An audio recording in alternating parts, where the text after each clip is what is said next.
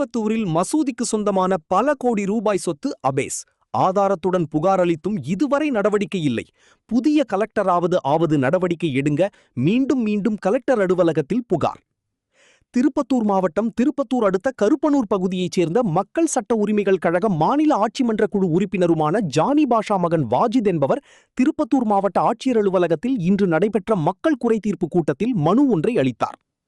அந்த மனுவில் திருப்பத்தூரில் உள்ள பல மசூதிகளின் சொத்துக்கள் ஏழை எளிய மக்களுக்கு பயன்படுத்த வேண்டிய நிலையில் சில முத்தவல்லிகள் தங்களுடைய உறவினர்கள் மற்றும் தெரிந்தவர்கள் என பலருக்கு பல கோடி ரூபாய் மதிப்பிலான சொத்துக்களை சட்டவிரோதமாக விற்பனை செய்துள்ளனர்.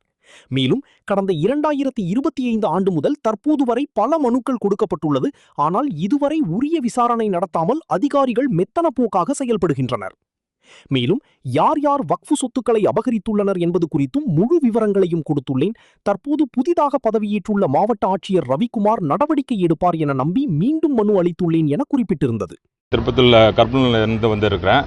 இதுவரை வகுப்பு சொத்துக்கு 136 மனு கொடுத்துருக்குறேன். எல்லா அலுவலகத்துக்கும் எல்லா டாக்குமெண்ட்டும் கொடுத்துருக்குறேன். இதுவரை எந்த ஒரு நடவடிக்கை எடுக்கலை. எப்போ கேட்டாலும் இன்னைக்கு நாளைக்குன்றாங்க. இந்த முத்துவல்லிகள் எந்த ஒரு இந்த ஆட்சி கூட எந்த ஒரு இதுவும் எடுக்கலை. அதனால தான் இப்போ ஆட்சி மாறினிருக்காங்க. மறுபடியும் மனு கொடுத்துருக்குறேன். கண்டிப்பாக சட்ட ரீதியாக நடவடிக்கை எடுக்க நினைக்கிறாங்க. அது போக இப்போ சிஎம்முக்கும் எல்லா அலுவலகத்துக்கும் இப்போ மறுபடியும் மனு அமைச்சிருக்கிறேன் கொரியர் மூலயமா. கண்டிப்பாக இதுக்கு ஒரு நடவடிக்கை கண்டிப்பாக தீர்வு காண்றேன்னு சொல்லியிருக்கிறாங்க.